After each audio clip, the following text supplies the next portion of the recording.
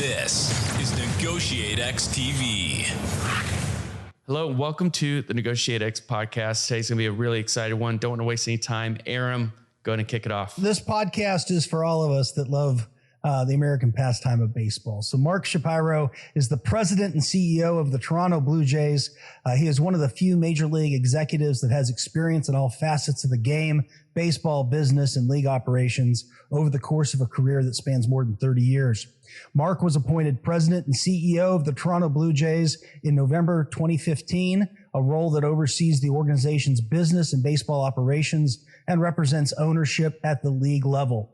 Mark's baseball career began in Cleveland, where he spent 24 seasons. He joined Cleveland as an assistant in baseball operations and quickly progressed into a senior leadership role as director of minor league operations before becoming vice president of baseball operations and assistant general manager.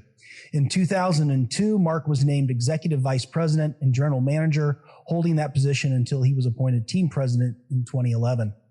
Mark was twice named the Sporting News Executive of the Year, the only active general manager in Major League Baseball at the time to win the award twice. In 2005, he was also named Executive of the Year by Baseball America. Beyond his extensive work in the front office, Mark has been involved in key baseball initiatives at Major League Baseball for more than a decade. He currently sits on the league's competition committee, on-field committee, long-term strategic planning committee, and revenue sharing definitions committee. Additionally, he is a member of the board of directors for Jays Care Foundation, the charitable arm of the Toronto Blue Jays. Mark is a Baltimore native. He played 4 years of football at Princeton University, where he earned a bachelor's degree in history. My degree is also in history, Mark, my undergrad. He lives in Toronto with his family. And I'm going to also add that I had the pleasure years ago, a decade and a half ago, of hosting Mark's father as a guest with the West Point Negotiation Project. And Mark has also been a visitor and speaker at West Point. So Mark, as I get ready to thank you for joining us, I also want to thank you for the time you've invested with our cadets and future leaders. It's exciting to have you on the program. Thank you. Thanks. Good to be here. It was powerful to visit West Point in multiple ways as a history major, to see and, the physical plant, but even more just to spend time with the cadets and the leadership there and consider, the leaders that we are shaping there and the role they'll play in the United States history moving forward. Thanks for that. It is a special place. And for someone who likes history, yeah, it's special. I do want to start by asking you about your father, since I had the opportunity to meet him. Your father, Ron, is a highly respected attorney agent who represented Hall of Famers such as Cal Ripken Jr., Kirby Puckett, Jim Palmer, Eddie Murray. He's authored several books on negotiation. I have them on my bookshelf. Also worked to bring together corporate and societal leaders to work on socioeconomic issues. It must have been interesting growing up with him as a father. How has he impacted your perspective and approach to influencing and persuading others? Man, I think it starts with values, and I think everything, the fabric and the common thread that runs through my dad's career, his leadership, the roles he's played both in business and from a community level and with his family are that the common chord is, that it's values-based leadership and how he treats human beings sits at the forefront of all of that. So, that his negotiation philosophy is based upon, seeking solutions and seeking outcomes that while we win, everybody feels good about. And I think that takes a high level of empathy, a high level of awareness of both yourself and the other person. More than anything, when I consider how my dad's impacted not just negotiation, but my role as a leader, it's just how he treats people. He doesn't qualify people. He treats every human being the same. To see that modeled from someone who was obviously at a very high status level, but didn't take his status too seriously and recognize that really that status is meaningless in the bigger picture, was incredibly meaningful to me growing up and something I try to carry with me and pass on to my kids as well. So, he was definitely the most influential person in my life and continues to play that role as a counselor and a father. But it's hard for me to express succinctly, Aram, what he's meant to me. Well, it's a wonderful tribute. If I were to dig a little bit more, maybe as a follow-up into kind of your own family story and origins, you're a grandson of an immigrant. So am I. Does that background shape at all your thinking on communication, collaboration, and leadership? And if so, how does it? Well, I think that immigrant experience that certainly played a huge role, on my dad growing up, and considering the historical perspective of how my family came to the United States and the journey and the reasons for that, fleeing persecution. Again, I think that if I consider the role that played with both my parents and the fabric and the values that they raised me, it definitely is part of my leadership, to think about other people's journey, to be aware, to not impose or look at them through just my eyes and my set of experiences, but to consider their set of unique experiences. And the world of baseball is an incredibly diverse world. People tend to group and kind of classify our players as American, Latin American. I mean, that alone is just a terrible, or Asian.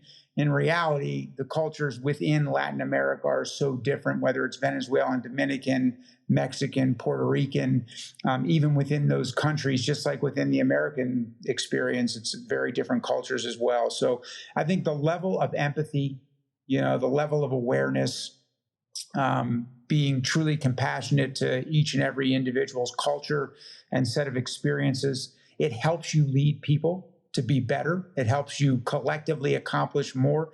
And it is probably founded for me in the fact that my dad and mom were both, children of immigrants. And so that reality and thought, although it's somewhat incredible to think about now because I feel so distant, is remarkable and definitely plays a foundational perspective in both leadership and philosophy. I hadn't thought until you said it, and it's an obvious thing about how baseball is such a great example of the power of diversity in teams and in work. Yeah, I mean, you think about our clubhouse. I've not counted recently how many countries are represented in just among 26 players, but Japan, Korea, Mexico, Puerto Rico, Dominican, Cuba. I mean, it's an American, obviously. There's probably 8 or 9 countries among 26 players who have to come together in over 162 games, which is a grind, with a lot of stress, a lot of anxiety, and a lot of tension, try to accomplish something that's great, try to outperform objectively what could be expected of them. So the thought behind how do you build a culture that fosters each one of those players to perform at their best, greater than their individual talent, collectively, is a challenge, and culture plays a huge role in that. So I think the immigrant experience is one that is helpful when considering that. As you look back on your career that started in Cleveland and now continues in Toronto, how has the way you practice negotiation skills in a broad or general sense changed? I think it is in concert with the way everything I've done has changed. Probably negotiation early on was fueled by some misperception, just like decision-making in general was fueled by some misperception that there are leaders and there are people who are just better at making decisions, who are better at anecdotally feel they're better at negotiating. What is more obvious to me today than ever, and more humbling today, than it was in the early mid-90s when I considered negotiating, when I considered the opportunity to someday make decisions, is the reality that none of us are actually any better. And that system and process will beat an individual's anecdotal opinion every single time. And so I think it's just a matter of understanding that initially and then refining system and refining process over time, with the understanding you're never done and you're continually trying to get better and learn. Also, when I ask you, as someone who's worked their way up from the bottom of an organization to become a leader within your industry, What advice would you give to a young person today who wanted to get into the leadership and management side of sports and follow a similar path? Yeah, I was laughing when Aram was reading my resume or my bio, because the assistant in baseball operations. I don't even think there was a title. I was just an entry level cubicle dweller.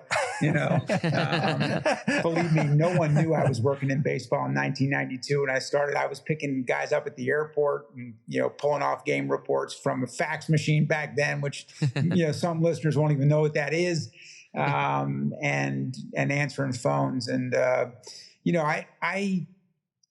I think there's a little bit too much emphasis sometimes on passion, and it's easy for me to say that because I work in a field I'm passionate about. I think the first thing I'd say is finding a culture and leaders who you align in values with, that actually is somewhat liberating and, can result in working in a variety of fields you never dreamed possible. So for me, I sought first probably, and it was more instinctual than articulated, to find leaders that I aligned with and believed in, that had the similar set of values and a vision for building something special.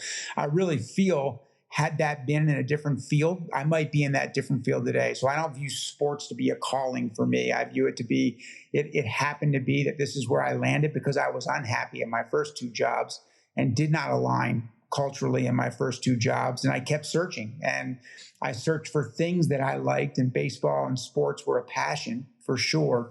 But it was less about that and more about, first, being sure of who I am, what my values are, doing that hard work. Second, looking for alignment with leaders and cultures that, had those values and would be a place that I could feel good about working, both who I'm working with and who I'm working for. And because of that, I thrived and got opportunity. The second piece is probably the power of discipline. I think as I reflect back on the things that separated me, it wasn't a lot. I'm not very talented. I'm not that smart. But I am incredibly disciplined, and that combined with resilience, I think, are the things that are the cornerstone of maybe what separated me from some other people. That and luck. So I would say and I do say when I'm talking to young people, the first piece is be sure what your values are. Second piece is seek out those values in the leaders and in the cultures you want to work in. And the third piece is when you start getting opportunities, do the work assigned to you better and faster than your bosses expect. And that's a simple, I genuinely thought that at 24 years old. I'm going to do everything assigned to me better and faster. Faster is more like demonstrating a sense of urgency. And I think that gives the people that are assigning work to you a confidence that you feel it's important, and then they end up giving more to you. Better is just another word of saying, have high standards and expectations for yourself and for others. And I think discipline is the way to unlock both of that better and faster, because you need to be disciplined in the way you think about your day. You need to think about the things that you can control within that day, not get sidetracked by the number of things you cannot control, which inevitably every single day they're going to come into your windshield, the things you can't control. So I think with using discipline as a power, you're able to do high quality work faster than people expect, and that results in more and more opportunities. So those are kind of the things I would say to young people, and a lot of them are the same things that when I reflect back were important to me, getting more and more opportunities. And I think they're just those that, while a lot of things are not relevant, like fax machines, some things I think are still relevant, and I think those attributes maybe are still relevant to people's journeys and paths. Yeah, we would agree with you. And on the point that maybe fax machines not so much. I love the piece around discipline, and also I tell my students all the time, who you work for and with is going to be so important, maybe more important than what you do. That's the source of fulfillment, I think, and it's also a great thing because I think so many young people think what they do will be the sole source of whether they enjoy it or not. And I've seen plenty of people who are working in a field that they love what they do, but don't enjoy who they're doing it with, and maybe don't respect who they're doing it for. And that's a limited, you're going to be, it's going to be a perishable existence in that for that organization. And you're definitely not going to be happy, fulfilled, at peace and content. And I think the happier you are, the better you'll enjoy it, the better you'll perform as well. Yeah. It actually kind of leads us into, in a way, to the next question, which is, when you were with Cleveland, serving as their director of minor league operations, you installed a system of individual player plans for every minor leaguer in the farm system. It was a holistic philosophy of development, providing cutting edge resources to players in mental, physical, and fundamental domains. What can you tell us about this partnership with players? And do you think it's something that leaders in other industries could replicate to better develop talented, high-performing junior team members? Yeah, I mean, through a business lens, that's just called succession planning. Like that's what it is. And I think I've had a chance to do some consulting with some major businesses and corporations and leaders and think about things, because inevitably on the baseball side of my job, there are 4 basic things we do: identify talent, acquire talent, develop talent, which is what you're talking about, and then deploy talent, on the major league team. Those are the 4 pieces of the baseball side of the business. The business side is totally different. And the development piece is my foundation. It's what I did for, I think, 7 or 8 years. It's the foundation I got in the game, thanks to one of the leaders I had, Dan O'Dowd, kind of pushing me into that side. It's something I'm passionate about to this day.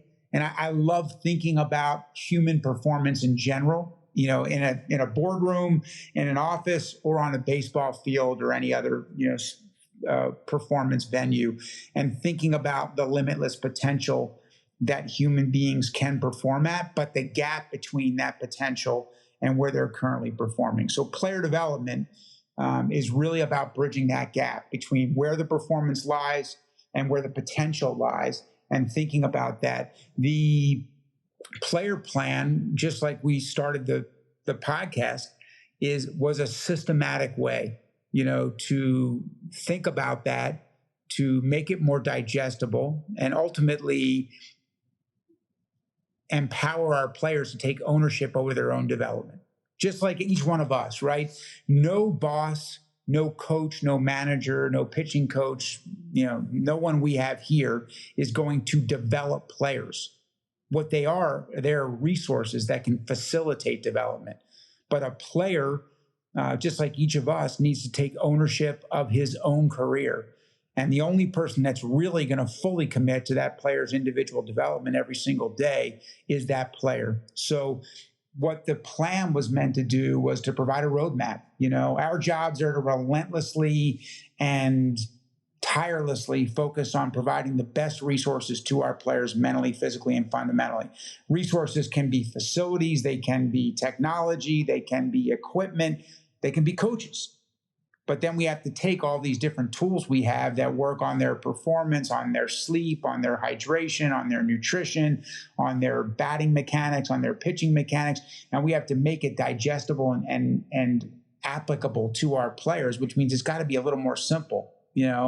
And the player plan was meant to be a way to think about their journey as they go through 5, 6 different levels of our player development system, to understand the process of development, to help them take ownership and be aware of their own path, and know what is most important for them to be successful and be optimal in their performance. So I do think it's applicable, whether it's negotiation or any other facet of performance. It's again, the underlying theme would be, system and process, is a more repeatable way to be successful, a more digestible way for people to apply it outside of, yourself. And ultimately, it is about partnering with our players, not about doing it, not developing our players, but, facilitating development, which is about connecting and caring. Enrolling them in that process, the ownership, the accountability. Yeah. You became the president and CEO of the Toronto Blue Jays in 2015. Could you describe for our listeners who may be less familiar with baseball what your role and key responsibilities are in this position? Yeah, I mean, it's the more difficult sometimes it is to articulate what a role is, the more interesting it is, because my role really changes day to day. I always say I move where the leverage lies, but don't view myself as some kind of superhuman decision maker or superhuman leader. I don't think that when I walk into a room, I transform what's being done there. I view myself to be someone that is responsible for thinking all the time about bringing in the best talent on and off the field, putting that talent in the best position possible to be successful, articulating the values that are the common thread that join us together, and the vision of what we're striving to accomplish, which is to bring world championships to Canada, get better every day to bring world championships to Canada. The get better every day piece is a lot about building a learning culture that's humble, open, and obsessively focused on improving somewhat every day.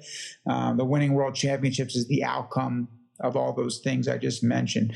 What that means for me and my role is, I'm accountable for overseeing half the organization, which is the baseball operations, which is the piece I talked about: identification, acquisition, development and deployment, and the business side, which is producing 81 events a year, selling, marketing, community relations, all those different facets, ballpark operations, facility management, all the different things that go into a business. And then the third piece would be, because we are owned by a corporation, I do represent the Blue Jays at the ownership level with MLB. So I get to sit on some committees and be thinking about the future of the game, whether it's the pace of game rules that we're going to indoctrinate this year. I've been working with those, with others on those the past few years, excited about what that can mean for the growth of the game and the product on the field. Any other rule changes and things like that we get to work on. And then obviously, I also report up to a small committee from the ownership level. So there, it's about ensuring that we have the resources possible and that they understand this business is very different from the business that owns us. Those are kind of the four facets that I could move from on a daily basis and be involved in different things, from building the incredible facility I'm in right now to $350 million renovation we're undergoing in Toronto, to fielding a world championship team, to thinking about the pace of game and the band shift rules. It can be day to day anywhere in the scope I just mentioned. As you described that wide range of responsibilities, I heard a lot around involving many stakeholders in a decision-making process that has impacts in any number of directions. How does the way you lead that decision-making or help lead or facilitate that decision-making process reflect the values and culture of the Blue Jays organization that you are working to reinforce, develop, whatever the right word is there? That's a great question. And it's one that I haven't thought about in a way that I can succinctly articulate. So let me try to, on the fly, think about that. But I think what I would say is always trying to think in kind of a risk-benefit, through a risk-benefit lens, but most importantly, encouraging people to not hesitate to bring ideas and opportunities forward that can make us better, to feel safe, secure, confident that we welcome that input from everywhere and anyone, regardless of the level of the organization that they're working in, as long as the process that they use to bring it forward is rigorous and thoughtful, and it's not just slinging ideas around. So I think where the values fit in would be really ensuring that people feel comfortable contributing, bringing forward ideas, being a part of that process at every single level, without position, title, hierarchy. And I think that would be kind of the values that we're trying to model on a daily basis. Like I'm always, saying, like, it does not matter, credit, no energy can be spent on credit and blame. All that matters is that we get to the best outcome, the best result, the best decision. And so if you truly live that and truly model that, then you know that it can't be any one leader, any small group of leaders. It's got to be dependent upon collective intellect, collective experience, and collective skill sets. And so I think that, thinking about those decisions, thinking about those processes, are how do we bring in people with a diverse set of experiences, with a diverse set of skills, combine subject matter experts across domains, to end up with the best process and the best outcome and the best decisions. And to do that, you've really got to foster, I know the words now are psychologically safe, but you really got to foster that comfort, that true, those values that people do feel, hey, I don't walk into a room and think I've got to defer to the CEO. If I have an idea that's going to make us better, and that starts with me making sure people know that my ideas aren't any better than anybody else's. I just want to make sure I get a quote correct here that you said, which is no energy can be spent on credit or blame, which I think is just wonderful, powerful. That's inefficient to me. That's wasted energy. If you've got people stepping up, claiming credit for something that goes well, it's all a collective success. It's all a collective celebration. It's all something that we need to be, equally all feel a part of. That actually makes it a better place to work, right? If we all can recognize the value of our work. I should have said this earlier when you asked me about my role. I mean, the most important thing I can do is help people recognize how meaningful their work is. If I do that, it's going to make it a better place to work, and it's more likely they're going to do exceptional work. So a lot of what I'm thinking about is how to help people understand that regardless of where they work in the organization, if they're a custodian, if they're a ticket taker, if they're a concessionaire, or if they're, an analyst, whatever it is, that they're meaningful to us winning a world championship. It's this idea. What I hear is this fostering of an environment. And I would love to maybe just pull that apart a little more when you think about, fostering an environment of winning, to build a winning baseball team, and doing that incredibly well at the highest level. How do you account for, not just the tangible things that maybe you can, you can collect data on, but the intangibles, and how do you account for that, or how do you ensure the intangible things that are going to add value, kind of come to the surface too?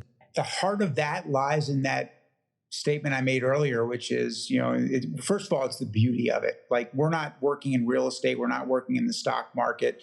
We're working in professional sports. And so the reality is that every single year, regardless of sport you watch, if that's a team-based sport, that something exceptional happens where a team, a group of people outperform objectively what they should achieve.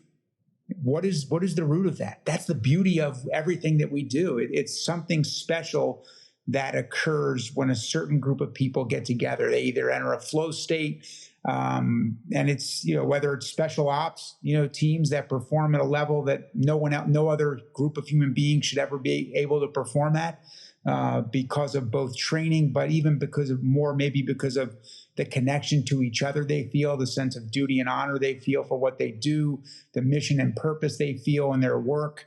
Those groups of people perform at elite levels that other human beings couldn't consider performing at. That's what we're trying to replicate, in a field of sport. And so I do think that there is an enormous place for objective information, for data, for, analytics.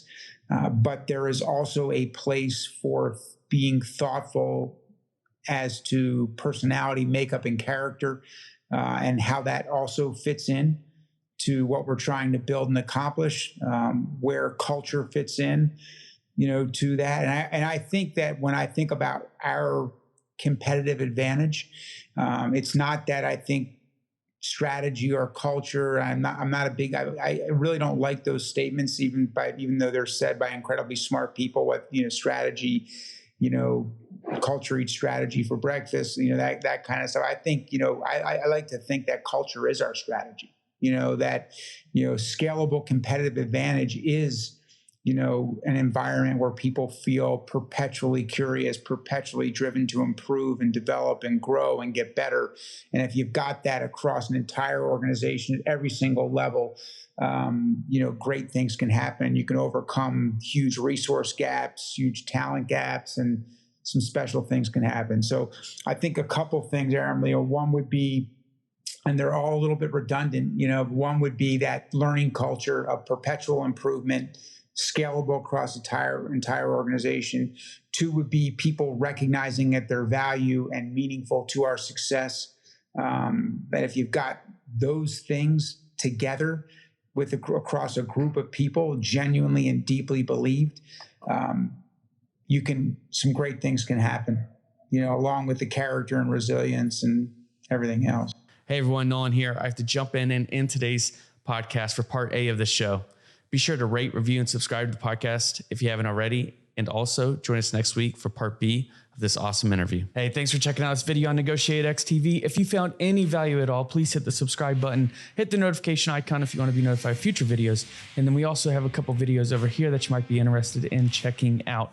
If you and your small business, your team are looking to get negotiations or leadership training, then you can head over to NEGOTIATEx.com and learn more about the coaching services we offer. Thanks, and I'll see you over in the next video.